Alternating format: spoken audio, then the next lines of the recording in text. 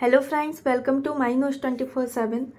दोस्तों, आज जो न्यूज़ है वो बहुत बड़ी न्यूज़ है हमारे उन कर्मचारियों के लिए जो मध्य प्रदेश गवर्नमेंट में 2019 के बाद नियुक्त हुए हैं और जिन्हें प्रथम वर्ष 70%, द्वितीय वर्ष 80% और तृतीय वर्ष 90% वेतन मिलता है और चौथे वर्ष में जाकर उन्हें अपना 100% वेतन प्राप्त होता है, जो कि एक काला कानून माना जाता है मध्य प्रदेश के कर्मचारियों द्वारा कि उनके द्वारा 100% कार्य किया जाता है, फिर भी उन्हें वेतन 100% प्राप्त नहीं होता है।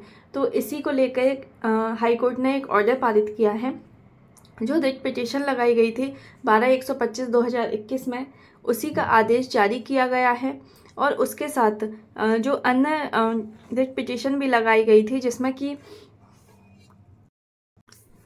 70, 80 और 90% के खिलाफ ये रिट पिटीशन लगाई गई थी। तो आइए जो ऑर्डर आया है उसको हम डिटेल में जान लेते हैं। तो हमारे जो ऑनरेबल चीफ जस्टिस हैं जस्टिस हैं विवेक रूसिया और दीपक कोच, तो इनकी जो बेंच है उन्होंने ये फैसला सुनाया है। तो उसको मैं आपको आराम से बहुत ही सरल तरीके से बता देती हूँ। जो एक रिट पिटीशन लगाई गई थी 12/125/2021 में, वो लगाई गई थी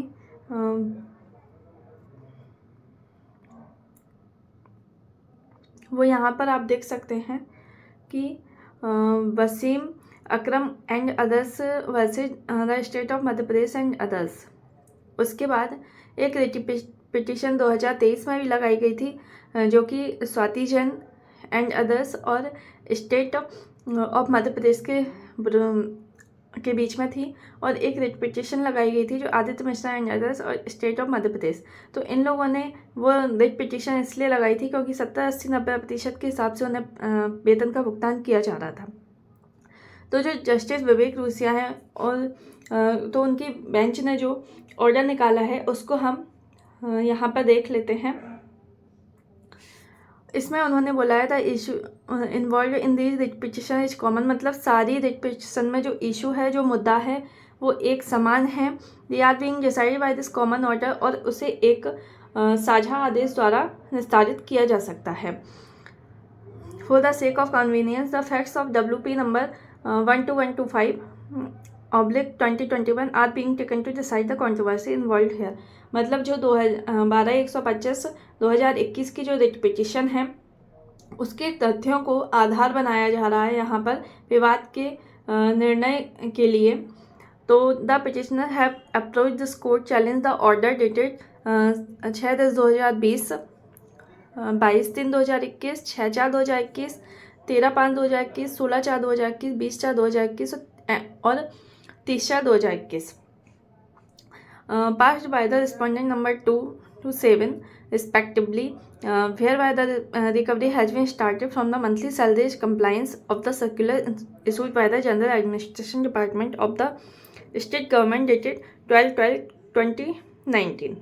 तो इसमें ये बताया गया है कि याचिकाकर्ताओं ने इन दिनांकों को जो आदेश पारित हुआ था 12/12/2019 उसको चुनौती देते हुए न्यायालय में इन्होंने रिट पिटीशन दायर की थी। इन आदेशों के माध्यम से राज्य शासन के सामान्य प्रशासन विभाग द्वारा दिनांक 12/12/2019 को जारी परिपत्र के अनुपालन में याचिकाकर्ताओं के मासिक वेतन से वसूली प्रारंभ की गई। मतलब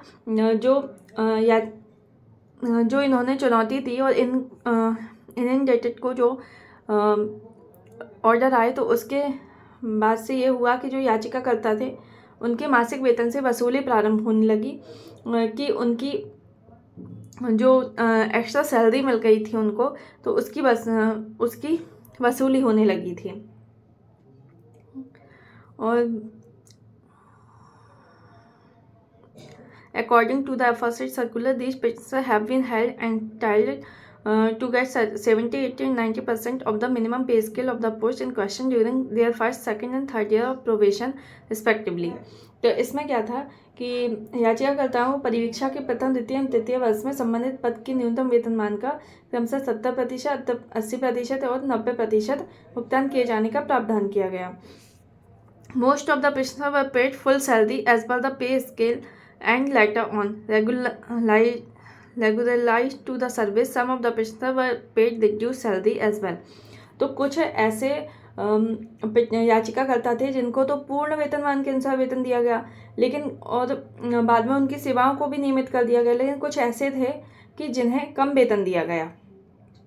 और बाद में ये जो 12/12/2019 का ये परिपत्र था, यह जिला न्यायालयों के संज्ञान में लाया गया और जिसके बाद से इनकी वसूली शुरू कर दी गई, ऐसा कर दिया गया। फिर थर्ड पॉइंट में दिया है कि in most of the writ this court has stayed the recovery by way of an अंतरिम order and in some cases the recoveries have been made. तो कुछ केसेस में ऐसा हुआ कि वसूली हो गई और कुछ केसेस में वसूली पर रोक लगा दी गई। तो इस तरीके से ऐसा हुआ।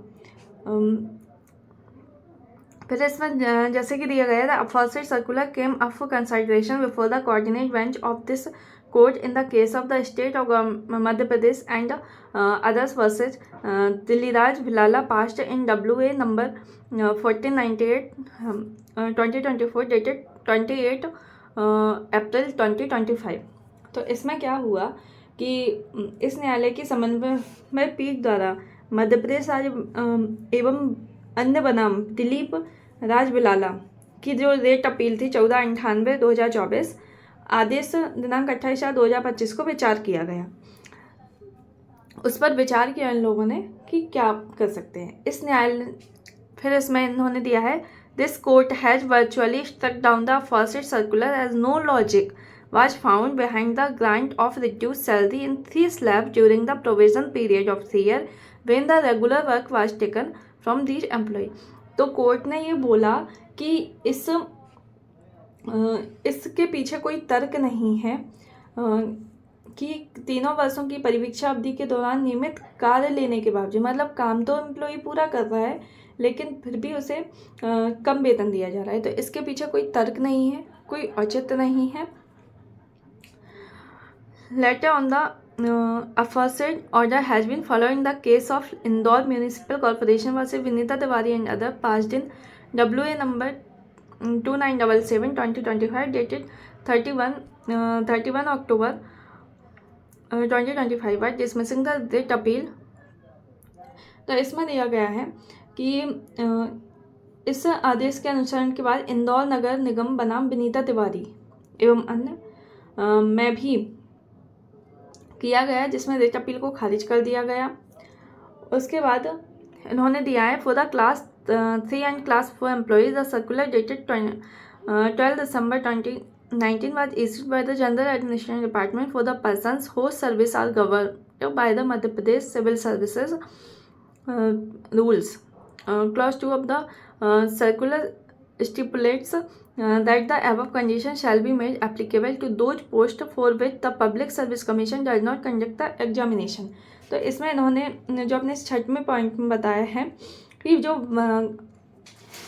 4th एंड 3rd क्लास के जो एम्प्लॉयज़ थे और उनके लिए सामान्य प्रशासन विभाग द्वारा 12 दिसंबर 2019 को एक नियम के अंतर्गत एक जारी किया गया था और परिपत्र की धारा 2 में यह प्रावधान भी किया गया था, ये शर्तें उन पदों पर लागू होती हैं जिनके लिए लोक सेवा आयोग द्वारा परीक्षा आयोजित नहीं की जाती। मतलब MPPSC जो परीक्षा आयोजित करता है, अगर वहाँ से जो एम्प्लॉय सिलेक्ट होके जाते हैं, मतलब जो बच्चे सिलेक्ट होके जाते हैं, उन्हें पूरी 100% सैलरी फर्स्ट ईयर से मिलती है।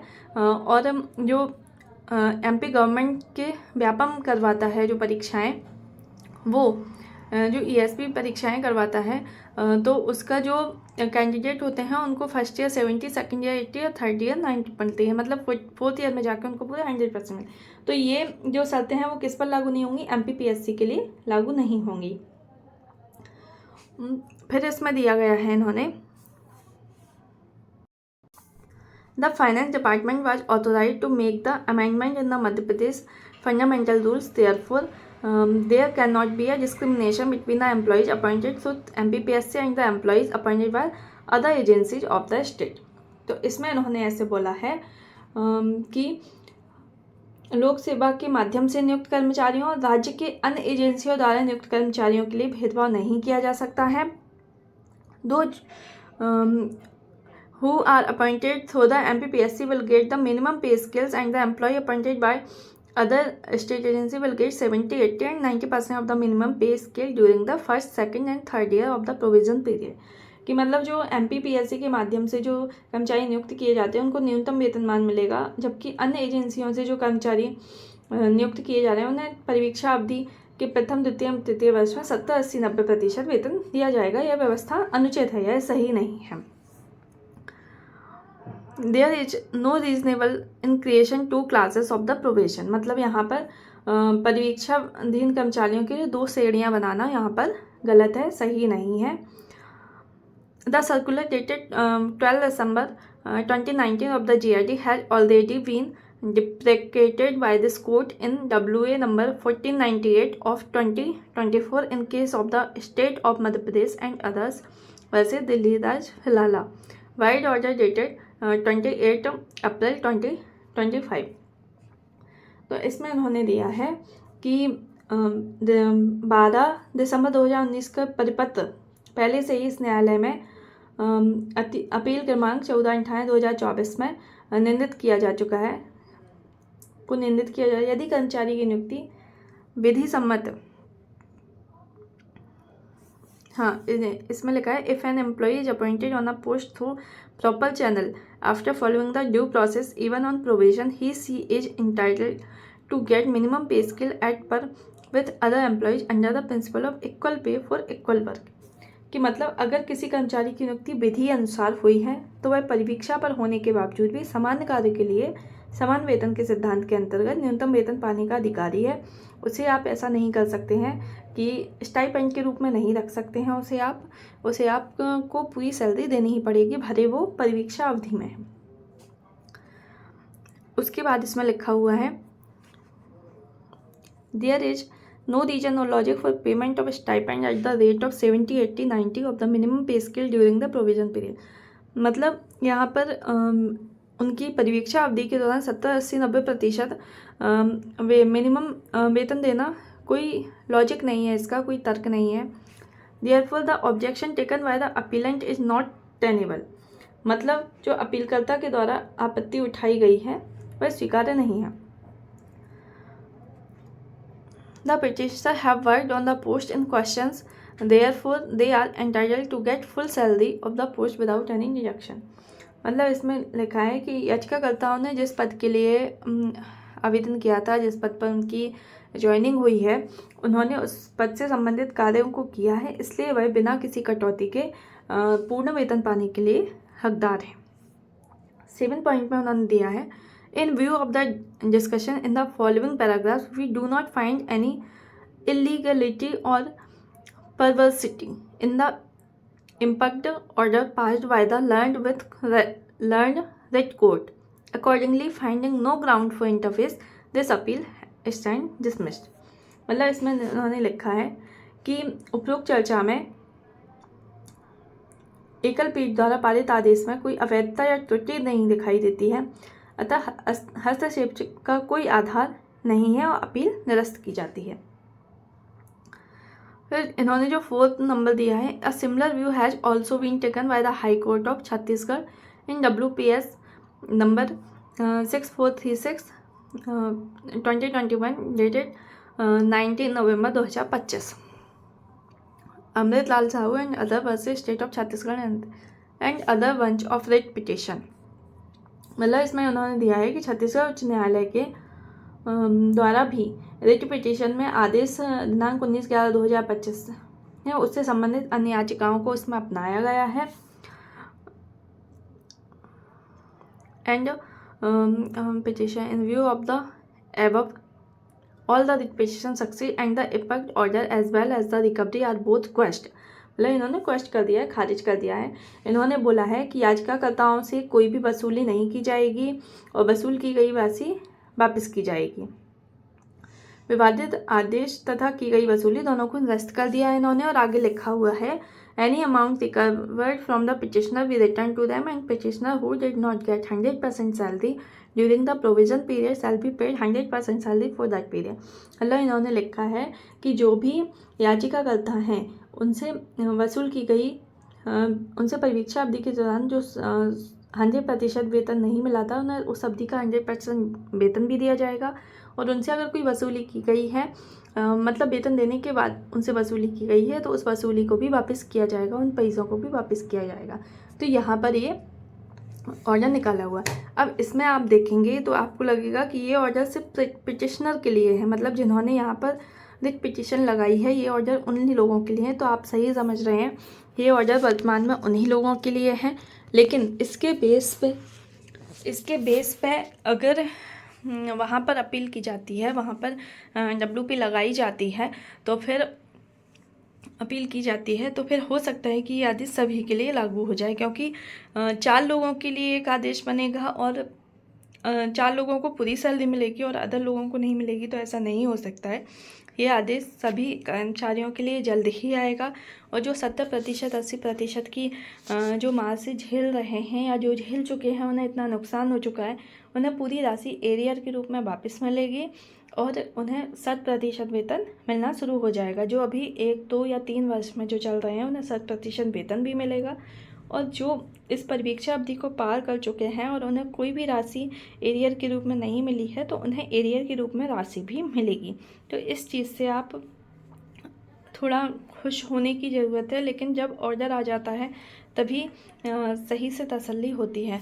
तो उम्मीद यही है कि जल्दी ही MP गवर्नमेंट ऑर्डर लेके आएगी और ये 70 से 90% का जो कानून है वो ख़त्म हो जाएगा। इसी उम्मीद के साथ मिलते हैं नेक्स्ट वीडियो में। Bye bye, take care.